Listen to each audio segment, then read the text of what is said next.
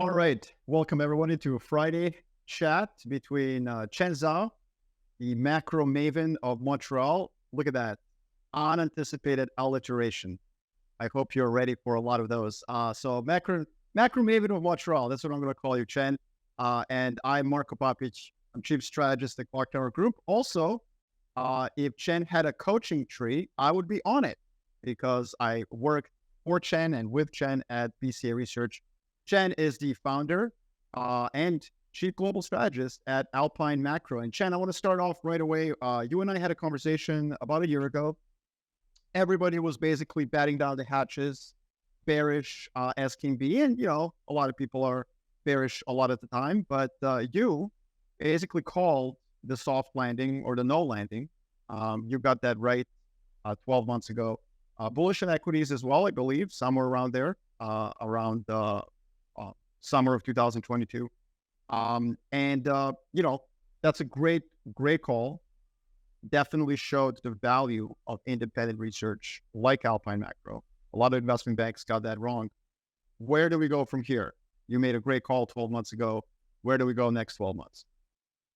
Well, thank you, Marco, for your kind words. I mean, I don't know whether I'm a macro maven, but hey, you and I will work together. We always had a lot of fun, so we'll continue to have fun. But with regard to that question, I think the important thing here is there's a lot of confusing signals because if you think about the economies, think about business cycle, the performance, the behavior of the U.S. economy was completely, absolutely unusual. What do I mean by that? Usually when Fed high interest rates, tighten monetary policy very aggressively, you would expect that economy is going to slow. You would expect that economy is going to probably getting into a recession, especially judging by the magnitude of yield curve conversion. We talked about that before, but nonetheless, none of the slump actually has taken place. Instead, I mean, the economy looked like it's beginning to strengthen. Now, we have heard a lot of explanations, but I don't see any convincing explanation why the U.S. economy all of a sudden has regained strength. I think my interpretation, my explanation of this unusual strength of the U.S. economy, which is completely unprecedented in the U.S. history, I analyze it with the fact that actually fiscal policy is extraordinarily pro-cyclical this time around. This is the first time ever in the U.S. history, meaning when the Fed was tightening monetary policy, the Biden administration actually is pumping a lot of fiscal stimulus into the system. So how big? It's massive. We're talking about 5 to 6% of GDP in terms of fiscal thrust that has been applied to the U.S. economy from pretty much third quarter last year all the way till now. I think this basically explains why the U.S. economy has remained very resilient. That's probably explains why the U.S. economy has actually already begun to accelerate, and that has also explained why the bond market has done poorly. But I think that is all about this fiscal stimulus. Now, some of our clients probably know that we turn more cautious on stocks in recent months. The reason for that is, again, has everything to do with this fiscal stimulus. I think the fiscal stimulus is not going to stay here. I don't think it's a sustainable story here.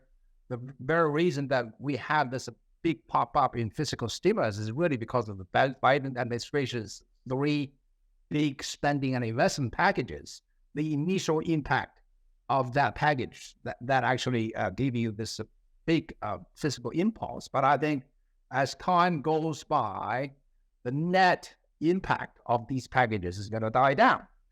That's why I think I'm still very hopeful that for the remainder of the year, maybe first half of 2024, I think once the fiscal stimulus start to be withdrawn, then the U.S. economy probably be left with the interest rates that are way too high. Think about fiscal stimulus that not only prop up growth, but also prop up rates much higher than they would otherwise. That's why I don't know exactly the timing. That's why I feel that this fiscal stimulus right now probably is peaking as we speak, and will over time die down. So that's why I think, if you want to be a controlling guy, you want to be a little bit careful on stocks, because when the fiscal stimulus is withdrawn, then the economy probably going to go into some kind of a slump. But that is going to be good for bonds, because nobody wants bonds. Everybody wants to sell bonds. So I think I want bonds at this point. I want to be a little bit overweight duration. That's, that really sums up the macro story for the moment. Marco, back to you. No, it's interesting, because if you look at Google Trends, if you look at on Bloomberg sort of news trends, soft landing has exploded as a term, as a narrative. Recession has collapsed. And what you're saying is like, yeah, that's exactly the moments that I want to be cautious. Last 12 months ago, that was completely opposite. Your colleague, Harvinder Kalirai at Alpine Macro, just published a really interesting piece, higher R star or longer lags. And so it's pretty definitive here that you guys are sitting on the longer lags side of the equation.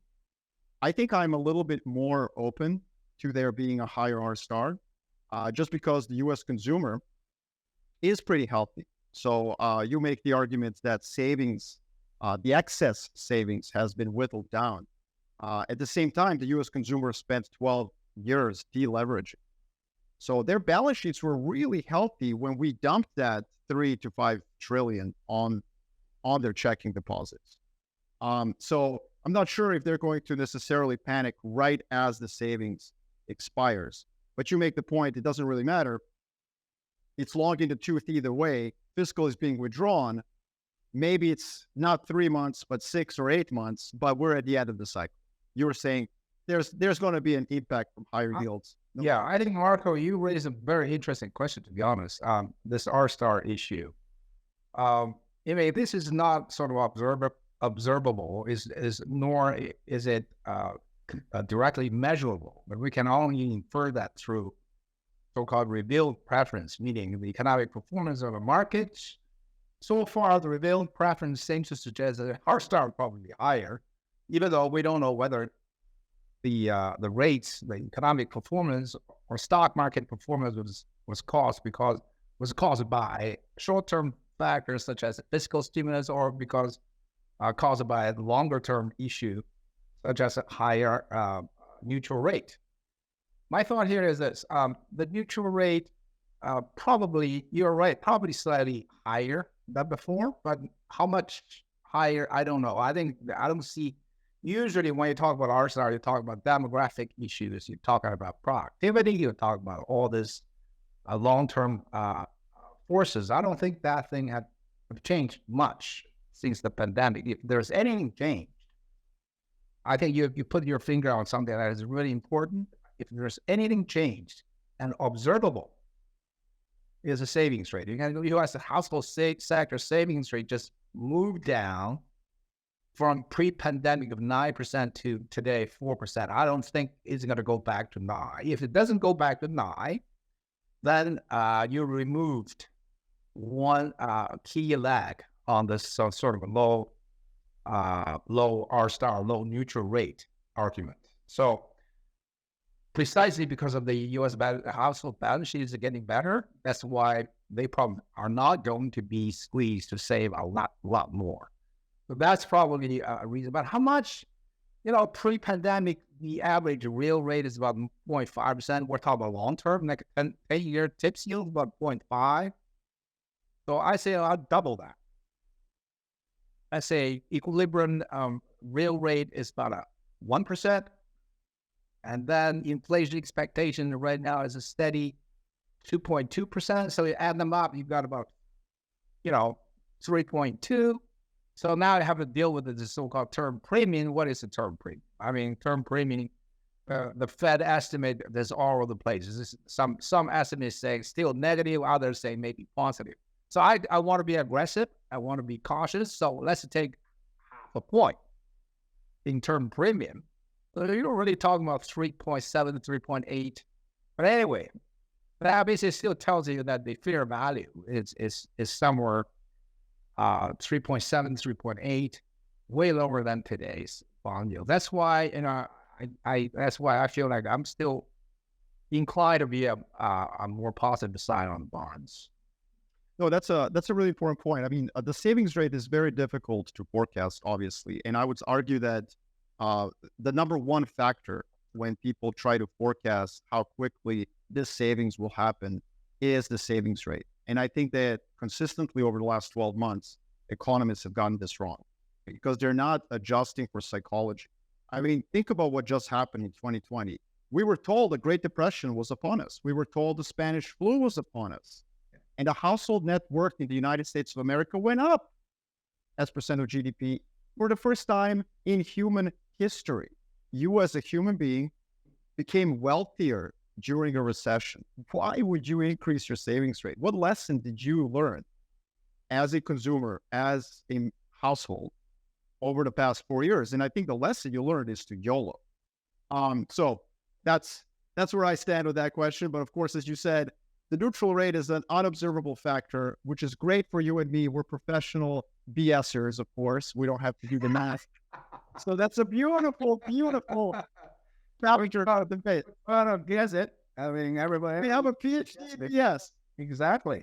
Okay, so let me ask you something though. This is something that what I always love when you and I work together. I always like how you would break down complex economic concepts to the rest of the world, to the plebs. And I consider myself one of them. Of course, my background in academia is political science, not economics. So I was very fortunate to work with folks like you. And one of the things that I think a lot of people confuse is the yield curve. The yield curve has been negative. Now, I talk about the yield curve. There's two theories about it. It's either a harbinger or a hammer, or maybe a little bit of both. What I mean by that is that from what I understand, from what I learned working with you, is that it's either a harbinger of something bad happening, because basically central bank has low and high. And then as the collective wisdom of the market starts to get worried about the long term, about the 12 and beyond, it moves from risk assets to the bond market. The long end comes down. And therefore, the yield curve inverting is a harbinger of something bad happening. The other theory, of course, is that it's actually a hammer, that it's going to hammer, that it's actually going to have an impact on the economy because banks struggle to lend when the yield curve is negative. They borrow short-term, lend long-term, and of course, when the yield curve is inverted, they don't make money. So I think it's probably a little bit of both. I don't know. You know better than me. But in this situation, shouldn't we be worried? Because let's say I'm right. Let's say that my bullish view that American households are going to YOLO is correct. Okay, cool. You're still right that their savings that they've accumulated, the excess savings is going to whittle down. I would argue, I don't care. Chen, that is irrelevant. They learned the wrong lesson from COVID. They're going to borrow. They're going to go out. They're going to put those vacations on credit cards. Don't tell me about their excess savings. American household psychology has shifted. Now, the problem with my view, of course, is that if the yield curve continues to be inverted, banks may not be willing to lend in that environment, and not just for households, but also corporates. Where do you sit on this? How should we interpret what's happening to the yield curve? And is it going to be right yet again? So in the recorded history, the yield curve inverted about 39 times. I'm talking about 2 to 10, but 39 times. This is there was over predict about a 1.5 recession. So, that's why lots of people use that as a signal. But of course, when you have inverted curve, it will inflict damage for sure. The banking system is the top one, because the banks are all borrowing short, lending long. So if you invert a curve, your toes, especially your margin, gets screwed. So that's no question. That's why you had this regional banking crisis flared up. And that, of course, the Fed came in and clamped it down. But here, how do I see that? Right now, you can see the curve is just steepening. We have a bare steepener that is working now. It's not really the short end of the curve is projecting ever higher short rates. That's not the case. If you look at the curve, it is just projecting that the holding period be longer. It's the same rates but longer. That's why the mathematics is that if you hold it forever, let's say at this level, then your long end of the curve is going to converge eventually to the short end of the curve. So that's why I think right now this is a very critical call still on the inflation. If inflation turn out to be way softer than market was afraid of, then I think the both the long and the short end of the curve is going to drift downwards. I think that's why we still have to make a call on inflation. If inflation turn out to be right, and you're probably going to be okay, even though you have a curve inversion. Now, again, Marco, don't forget, there's a 6% fiscal expansion on the background that is working against the inverted curve. Even though the degree of the inversion, in my view, really reflects the short-term impact, stimulated impact of fiscal expansion. If you inject 6% of the stimulus in the system, we know that it's a short-term stimulus. We know that it's going to stoke up growth, and we know that it's going to create upward pressure on interest rates. But long end of the curve understand that is, hey, this thing is not going to be sustainable. That's why I think there is an element of fiscal expansion that is also embedded in this yield curve. That's my interpretation. That's why you can have a scenario where you have inversion, but without recession, because of the propping up effect by the fiscal policy. Yeah, and I think one of the things that many economists have underestimated is that the fiscal policy, not just 21, but even 2020, lived on. Man, that's massive. It's a massive. Even today, it's a massive. It's 6% of the GDP. Man, oh man. But that's right. And it actually lives on the checking account of consumers longer than people expect. For example, after Korean War, we had a very vicious fiscal cliff recession. But that's because the fiscal stimulus stayed on the Korean Peninsula as tanks and airplanes that were destroyed. The fiscal stimulus of 2020 and 21 lived on the consumer balance sheet. And I think that's what you're describing as these latent effects of what we've done. Last question for you on the macro front, and then we're going to open up to the audience, and also you can ask me whatever's on your mind. A lot of questions for you, Marko. Cool. Okay, good. So then I'll do a last one for you. China, that was another thing you got right 12 months ago. Basically, I think the collective wisdom of the investment community was that zero COVID was super bad. And then by the extension of that logic, removing zero COVID is super good. I mean, some of the investment banks out there in Q1 of this year were calling for a new leveraging cycle. Like consumers were going to re-leverage in China and bring us more growth. That hasn't happened. You were super bearish 12 months ago. To me, it looks like China's undergoing. This is something that we've been talking about for 5 years at Clocktower. China is undergoing secular stagnation, very similar to the American experience. My question is this. Right now, everyone's kind of bearish in China for a good reason. Isn't there risk here to the upside? Because if we learned anything from 2022, it's that policymakers in China, once they decide to do a 180-degree policy shift, they do it. They don't mess around. So if somebody explains balance sheet recession, if they fly Richard Koo to Beijing, and he explains the denominator effect to Xi Jinping and convinces him, isn't the risk here boom, policy shift? Yeah, that's a very fair question, Marko. If I look at the Chinese shares, they're trading at a single digit. It's already become a call option. It's not really stock market anymore. Everybody's fleeing China. Now, here there are two things I want to keep reminding people. What are the Chinese economic problems? Basically, I keep thinking about that, but basically the problem can be summed up in 2 points, both at a macro level and at a micro level. At the macro level, the issue is very clear. they got a very serious oversaving problem. If you look at the household savings rate right now, it's skyrocketed to about 45%, whereas the investment, we're talking about the desired investment, private sector, basically it's non-existent. It just came down. That is basically a massive issue. That is a very serious issue that actually brought down Japan in terms of nominal GDP growth. You can see Chinese nominal GDP growth is grinding towards 4%, which is the lowest level ever in that country's history. But we know that if you have an oversaving problem, you'll have to either see output contract or price decline or some combination of both, unless the government sector comes in and spend a heck of a lot more money for the private sector to keep the economy more or less in balance. So that's the macro issue. A huge imbalance between savings and investment. Of course, I don't want to go through why the investment has been so weak. Of course, the private sector having a problem, but most importantly, the Chinese urbanization process is more or less mature. So you build all these highways, you build all this bullet train system, what else you got, right? You basically build them all.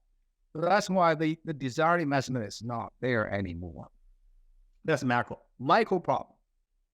Xi Jinping's policy is all over the map over the last 10 years. I mean, he's not really pro-business. He's not really pro-private ownership. He's not really into reform. Instead, he's into political control, communist ideology-centered policy. So that basically really undermined private business confidence. The private business is on the run. They are scared. If they're not sure what the future holds for them, why the hell they want to invest, right? That's also factoring into the weak investment, weak confidence, and things like that. So these are two big issues. In my view, the first issue is reasonably easier to deal with. You just go in and spend a heck of a lot more money and borrow from the private sector and spend it. Because Chinese public sector's debt is very low still. They can do that. But the problem here is Xi Jinping is very reluctant to do it. Why? Because we means the foreign experts just kept telling the Chinese government, don't do it. If you fighting out your public sector debt, you're going to have trouble down the road. So he's very reluctant. He's very into deleveraging. That's where the problem is. You deleverage the economy into a deflation. So my bet is this. The situation right now is not terribly enough so that they are forced into a major action yet. So that's why he's going to do piecemeal reflation here and there.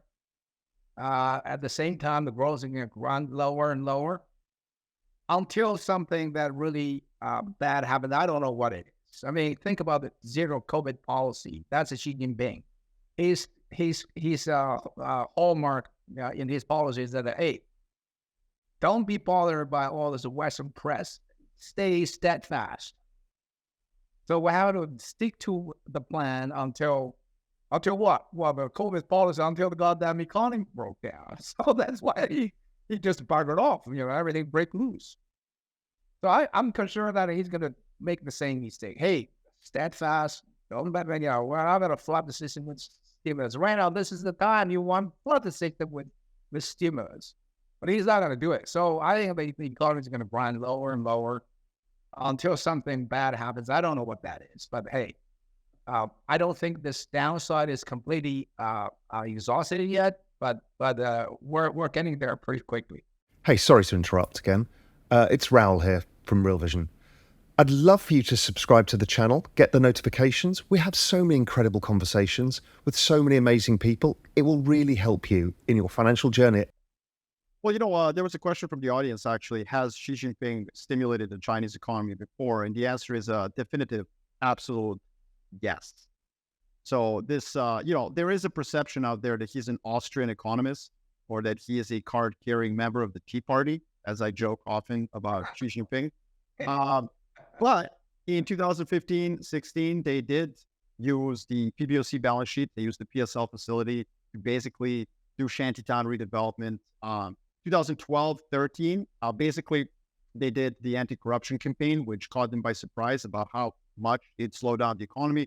2014, they did offset that. So he has been a pragmatist slash populist before. And I think you're right.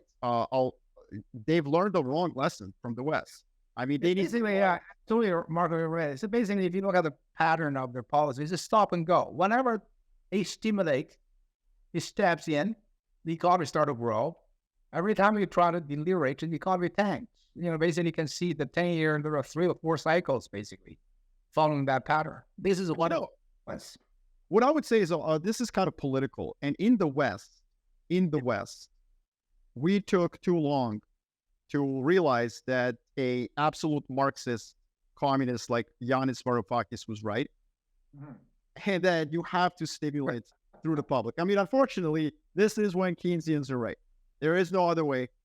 Unless you want to have the Great Depression, the private sector cannot organically reduce their debt. That does not happen. Because if the growth slows down, their debt relative to growth is going to go up. Duh. Math. 101. Now, in the West, we were dumb. We believed in the Tea Party and the Angela Merkels of the world that somehow austerity will magically help us. And as a consequence, the political outcomes were, of course, rise of anti-establishment parties and rise of populism across the Western world. Things like Brexit, Donald Trump's election, rise of Podemos in Spain, rise of Syriza in Greece, AfD in Germany, Fratelli d'Italia in Italy, Five-Star Movement, so on and so on and so on. And in 7 years, we went from interest rates to QE, and then pause, and then fiscal after 2016-17. I don't think China has 7 years to dabble with anti-establishment. I don't think China has 7 years to dabble with these kind of, in a way, release valves. Democracies have a release valve. We can get angry. We can give the elites a collective middle finger by voting for somebody who is anti-establishment. In China, you don't have that. There's no such mechanism. That's right. And so people are pissed off, become social unrest and some stuff like that, or too bad, you just suffocate the thing all the way to some very bad end. So that's the sad part. Yeah, he broke the rule. So what else you want me to say? Because in the past, if you made a mistake, you got a 10-year term, then the next one is always next team is always hopeful, right? Now I don't know when. When is the end? Well, and this time there is no Prime Minister Li Keqiang to blame for your mistakes. And I think this is where I'm a little bit more on the side that he will do what he's done in the past. I agree with you. It's going to get a lot worse, but I think that when they turn, they'll turn faster than we did in the West. It's not going to take them 7 years. It's going to take them 3 to 7 months. Yeah. And when they turn, they're going to have to turn big. And you will just suddenly wake up. You'll wake up one day and all the housing is for living, not for speculation, will be erased. I think you are absolutely right, Marko. He's already under huge stress because the people I spoke to inside China, everybody's pissed off. I mean, I'm saying as a leader, it's not a sort of a new thing that you piss off some people. But man, it's not very easy to piss off everybody. And he is pissing off everybody. That is basically telling you how much stress he's under. And everyone's bearish, by the way. I mean, like, everybody's bearish. Everybody's a pessimist. Onshore consensus is deeply, deeply bearish. I agree. There's another question, just really quickly. Why are Chinese crude purchases so high with a weak economy? Are they stockpiling for war? I would say no. Oil prices were relatively weak for the last 12 months, and Chinese simply base their purchases on the price of oil. So yes, oil prices. Also, Russia's actually offer very, very good prices to Chinese. So that's additional incentive for them to stockpile some cheap Russian oil for sure. Absolutely. Okay, so I'm now open for your questions. I got about a bunch of questions. The first thing, of course, is this intriguing story out of Russia. I mean, Prigozhin. Now, what the hell is going on? You must have some. story. I know that everyone has their own take. You always have a very interesting take on this kind of stuff. Let me, take it away, man. I mean, first of all, I'm very surprised that Prigozhin has managed to survive for as long as he has. Look, the entire story of Wagner is a very weird one. If you follow geopolitics, wars, civil wars, international wars, it just doesn't happen often that a country of the kind of stature and power that Russia has outsources its national security to a private group. This does not happen. And no, the United States did not do the same in Iraq. Private security and military contractors that the United States has used were used for diplomatic security, for base perimeter security. They were not used to assault entire cities in a significant way. So the rise of Wagner is a sign of destabilization of Russia. You can go back and read Machiavelli's The Prince to understand why relying on mercenaries is a clear sign of weakness. So then when the mutiny happens, and the fact that they're not blown out of the sky, or that Russia doesn't use its air force to attack the column of about 5,000-6,000 mercenaries, that was also a weird situation. The way that whole situation was resolved, with basically Prigozhin being given asylum in Belarus, and then popping up in Africa, continuing to do business deals. The entire episode is I think, a sign of real political destabilization. Now, people can stay in power as the power shrinks. And this is an important point. President Assad remains the president of Syria, but he is president of 67% of Syria, as opposed to before the civil war that started in 2012, he was president of 100% of Syria. So you can lose power as you stay in power. And that's something that's very important. I think too many people are indexing on whether or not President Putin is still in the Kremlin. He is, but he's clearly losing control, direct control over certain segments of the country, of institutions, and of power projection. And the fact that he shot out a private jet out of the sky, to me, means absolutely nothing. Great, slow clap. Wow, well done. So that's the first thing. It doesn't reinforce his power base, I guess, right? That's your key point. It's basically, you just try to knock down one potential opponent. Does that mean that the Wagner is completely dismembered right now? Yes, I think so. I think Wagner is completely dismembered. From what we understand, they're being integrated into command and control of the Russian military. But mutinies happen when things are going bad. Mutinies don't happen when things are going well, right? Right. And so the fact that Wagner mutinied also tells us that the perception in elite circles in Russia is that things are going bad. And, it's Prigozhin today, it's some colonel tomorrow. That's right. So that erosion. Now, why does this matter for investors? What does this mean? I would just say this. I used Assad as an example of someone who's in power, but his power is weaker. Another person I can use is Yeltsin. Yeltsin was in charge of Russia throughout the 90s. Russia was politically destabilized during that period. Now, why did this matter for global macro investors? Well, it didn't, because we didn't care about export of commodities. Commodities were in a bear market in the 1990s. Russian oil exports halved during this period of political destabilization in the Yeltsin regime. They didn't really impact oil prices at all. What will happen if Russian oil exports halve over the next 5 years because of political destabilization? And by the way, political destabilization does not mean civil war, does not mean roving bands of warlords. It just means that the macro context in Russia becomes less conducive for investment. Right. In that scenario, I think you can have a world where Russia fails to meet the expectations of commodity supply, whether it's metals or whether it's oil. And I think that's the long-term implications of Russia for the next 5 to 10 years. Well, you talk about this commodity stuff. I heard a theory I thought it was interesting because you for sure you know that actually the Ukrainian offensive is not going well. Yeah. Which is actually from the control, because most of people in the West just want Russia to be defeated.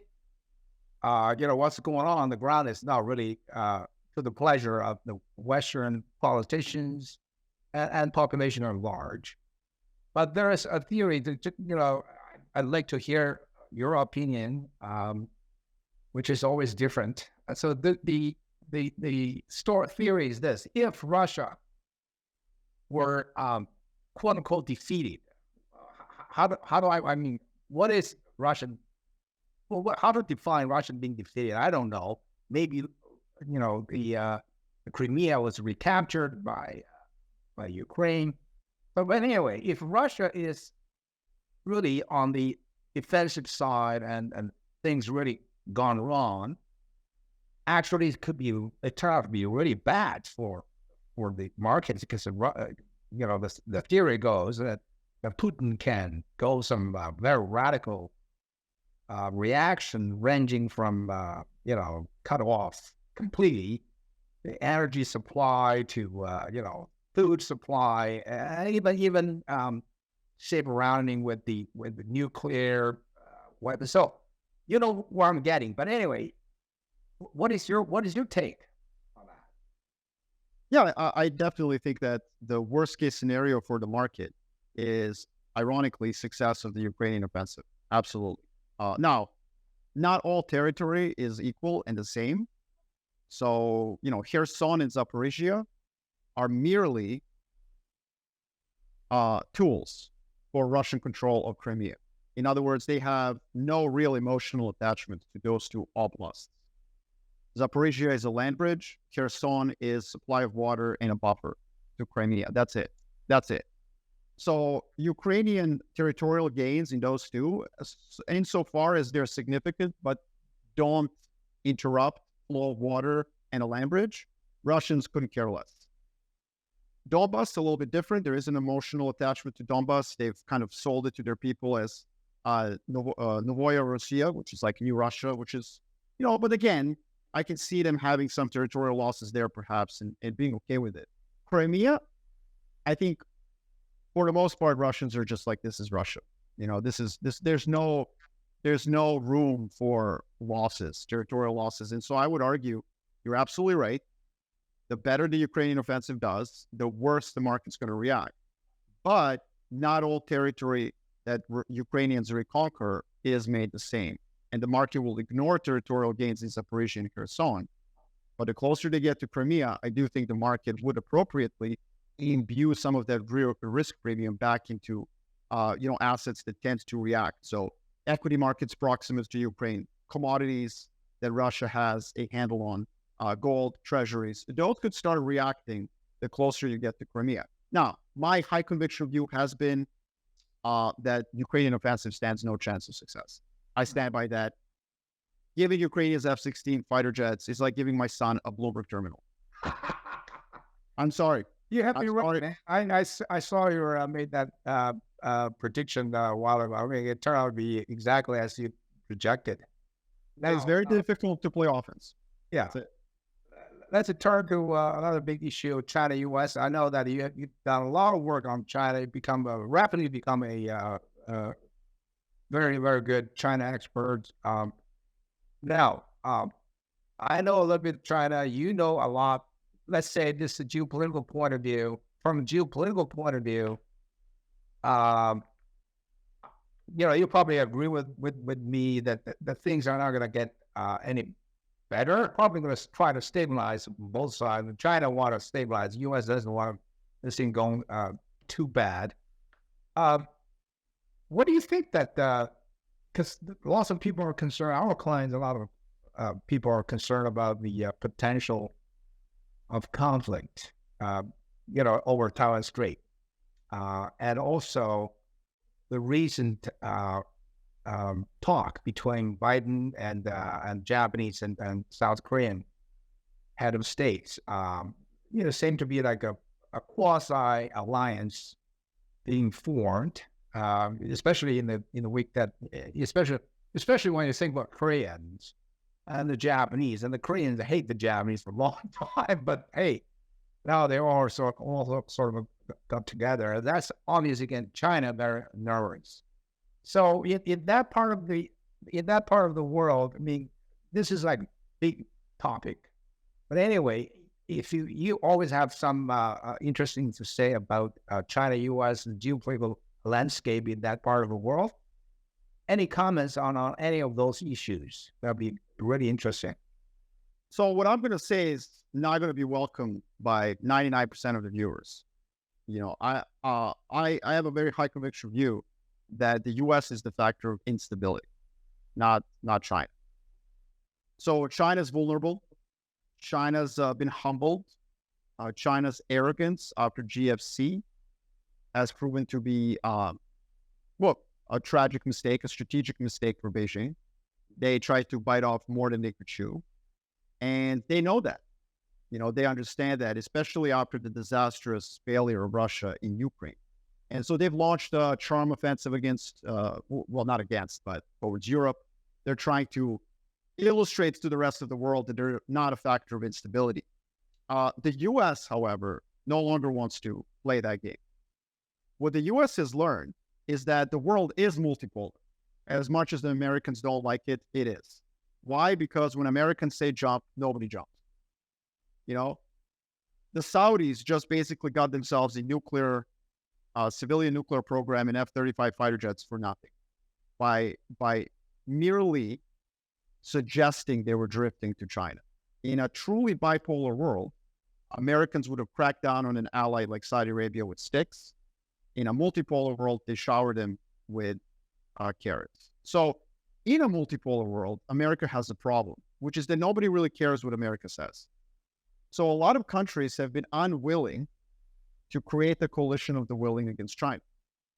Australia, South Korea, Japan notwithstanding, the Europeans don't care. Macron went to China with 40 CEOs. He's going to sell as many Airbuses as he can. So America has switched from a magnanimous America to a Machiavellian America. And so it is in the business of trying to provoke China into some sort of a conflict. Absolutely. And from a realpolitik perspective, this is the correct move, because if China shows anger, if it bears its teeth in anger, then obviously it becomes much more easy to build that coalition. So that's the first issue.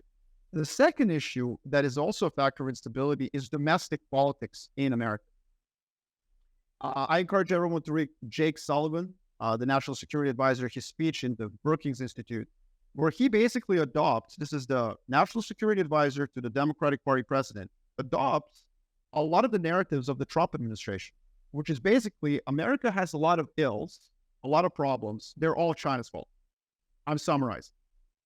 Now, why is this a problem? Well, it's a problem, Chen, because then being tough in China is not a tool towards some sort of an outcome, towards a better deal, towards Chinese doing A, B, C, D. No, it becomes their purpose of every administration, particularly the Democratic Party one, because by being tough on China, you're proving to the American voter that you're trying to improve middle-class life in America. It becomes a domestic political issue. The narrative is now that geopolitics is a domestic issue in the U.S. That's a really big problem for a number of reasons. First of all, maybe China stole some American jobs, but China's not the reason the American healthcare is expensive, American universities are unaffordable, or American middle-class lifestyle is unaffordable to many Americans. Like, that's not actually China's fault. That's probably the fault of American policymakers, but obviously they're trying to outsource that blame to someone else. That means that there's almost nothing Beijing can do to satisfy American demands, right? Because if the source of tension is in domestic policy issues, it's not going to get resolved, especially if you are right that there's even a mild recession on the horizon. Things are just going to get worse. And I would argue that they're going to get even worse if the Democrats continue to do well. So my thesis is the best thing for China-U.S. relations is probably a Republican president. This is because Republicans have the domestic maneuvering room to negotiate with an enemy. This is where the saying, only Nixon could go to China, comes from. And so if the Democrats continue to be in charge of foreign policy, What that means is that they're not going to have that domestic maneuvering room to make deals with rivals and enemies. They're going to be accused of being weak, accused of being, dubs. And so some sort of detente is unlikely. Where does this all go? In the near term, I have a fairly good conviction level that China's not going to lose its cool in the near term. So in the near term, I think Chinese know exactly what I'm talking about. I think if you are Chinese or if you're watching this from China, you're violently nodding.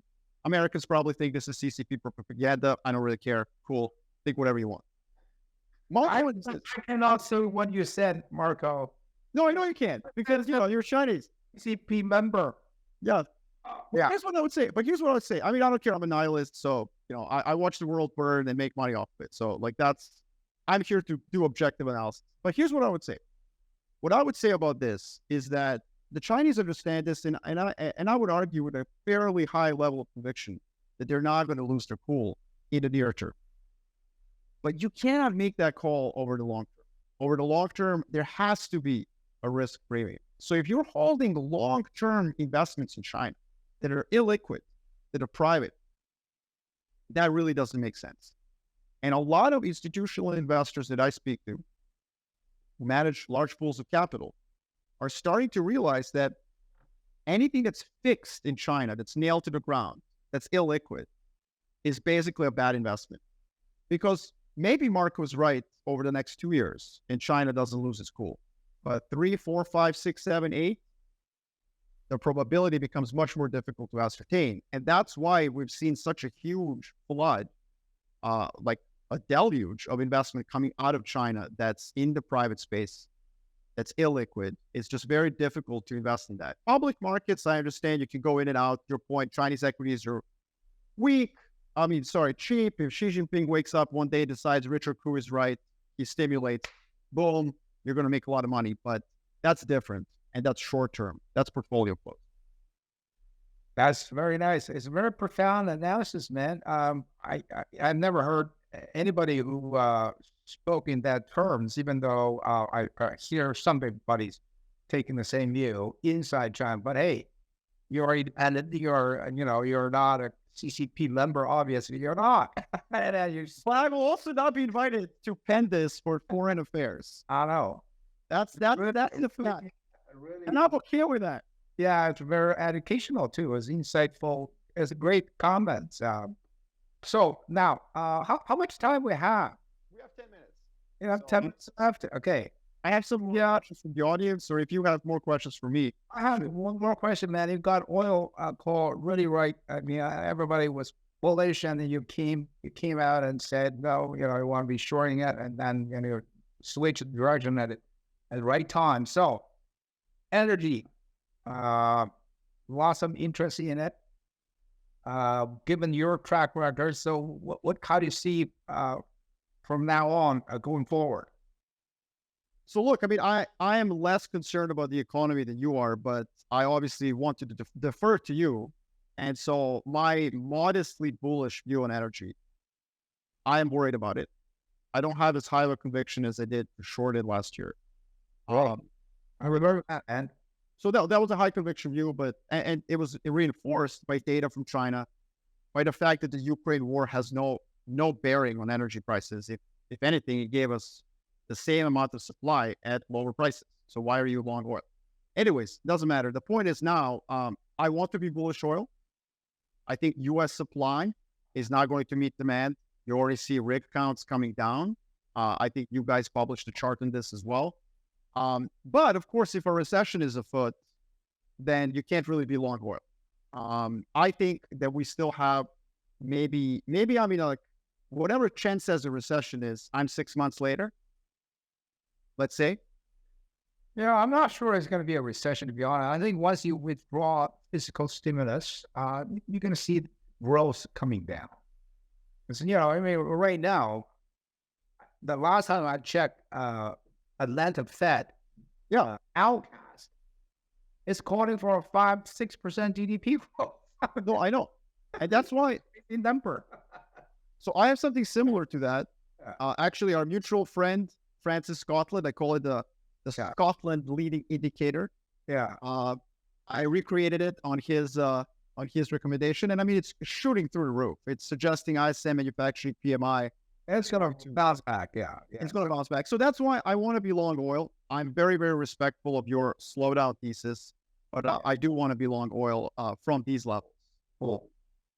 Yeah, we're bullish on oil still because just this is a terminal value issue. Because the world basically told oil producer, fossil fuel industry that hey, by 2035 there'll be I think the combustion engine is going to be banned by Europeans and probably in California too. So why anybody would invest in an industry that got terminal value very problematic, undetermined?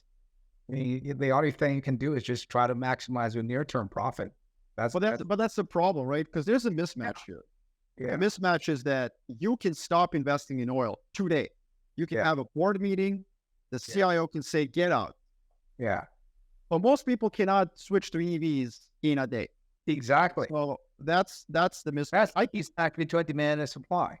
But where I have more conviction, where I have more conviction is actually metals. And I believe that what's interesting, and I've been writing for 4 years on this thesis, what's beautiful about macroeconomics and why macro investing is difficult, it's like playing chess, where every 4 years, the way you move pieces changes. So the rook doesn't go the same way it used to. It now goes like a knight. And you have to now relearn a lot of things. This is why macro is so exciting. So the correlation between TSF, Chinese total social financing and credit growth, and commodity demand, I made a theoretical argument, again, straight out of the thin air, SUMA modeling, if you will, that this relationship will break, that China will not be as relevant for metals in the future. Now, the reason this is difficult to prove is that the data does not support your view at all. But the resiliency of some of the metals in the face of what's going on in China today, I think validates this. Now, you could argue, well, no, it doesn't.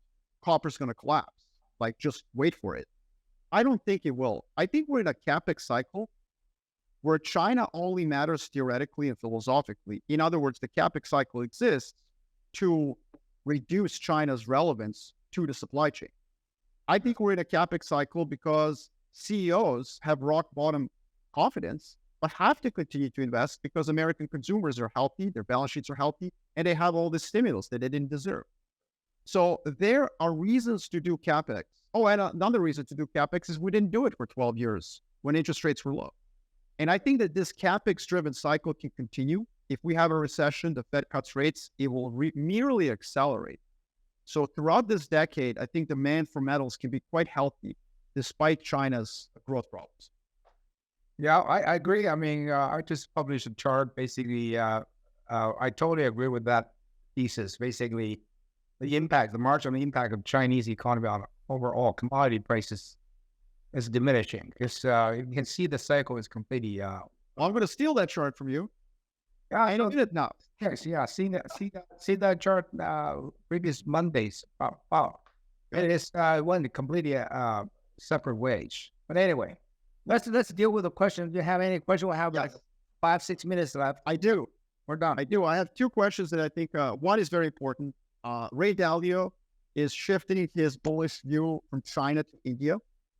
So, what's your take, Chen, on India from geopolitical macroeconomic perspective? Ray Dalio is basically saying that India is where China was in the early 80s.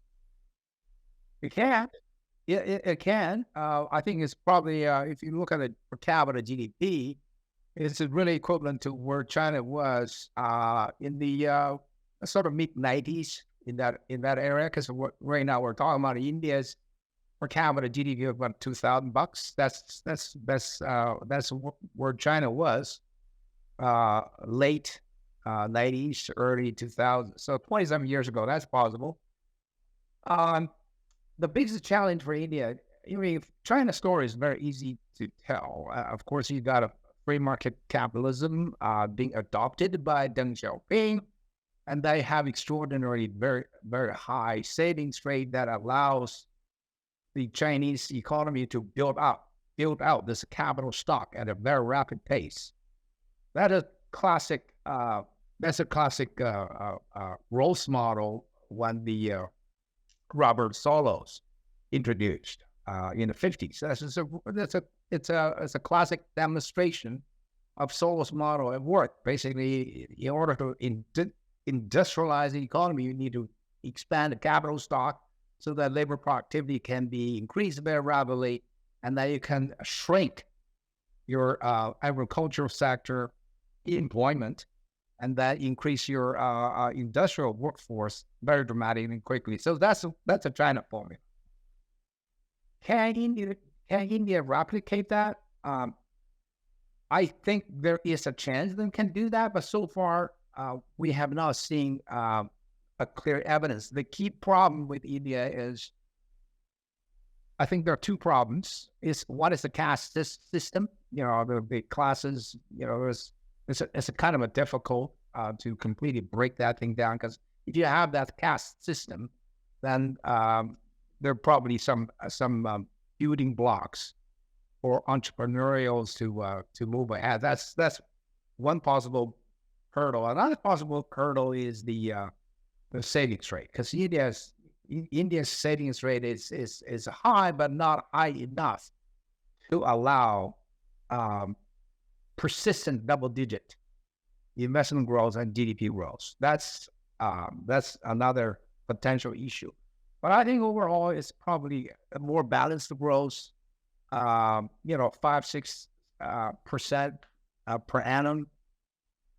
Maybe at some point 7%, because in the past, every time India's economy hit 7%, it started to run into a current account problem. That's, again, relates to a savings issue. So yes, I think it's possible. It's definitely a possibility, especially Modi's got this economic policy more or less right. But there are, of course, like any countries, there are lots of challenges too. I mean, the savings is one, religious relationship is another. So these are issues on the background. So I'm generally positive. I think it's impossible, but it's not as fast as the Chinese hyper growth period. It's hard to imagine that India is going to go do that, but it's going to be steady as you go. Yeah. What I would add is that demographics are not destiny. I hear a lot of people talk about demographics and just say like, well, it's a demographic story. It'll be positive. I'll just remind everyone watching this that one of the healthiest demographic regions in the world was North Africa in 2011. And you got Arab Spring for it. So if you have a lot of young people who do not get productive jobs, that's a curse. That's not positive. Sub-Saharan Africa has great demographics, as I think you mentioned in one of your LinkedIn posts. And so I worry about the amount of bullishness on India because of these big picture secular factors. But I will also say that I've been wrong with India quite a lot for being bearish. One thing that I have started noticing is that fixed asset investment is going up, and I think Modi's government needs to be given credit for this. One last question, Chen, then we're going to wrap it up.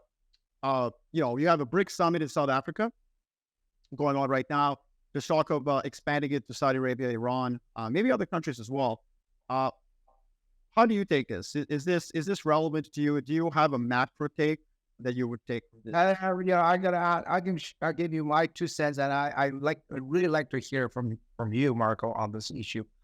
I don't know. I think the BRICS, it's a bunch of countries together. I don't think there is a lot of substance to it, except that China really want to take that as a alternative group for developing countries, sort of countering the G7, the high income world, which is becoming very hostile to Beijing. But I'm not sure that is going to be, the Xi Jinping is going to achieve that purpose. I mean, for example, India and China have a huge problem between them, a very competitive relationship between them, not a border issue, but also, No, come on, it's not that bad. They don't use guns; they use bats when they fight. Like, it's... So, I mean, they try to create some common currency. I don't think that's going to happen.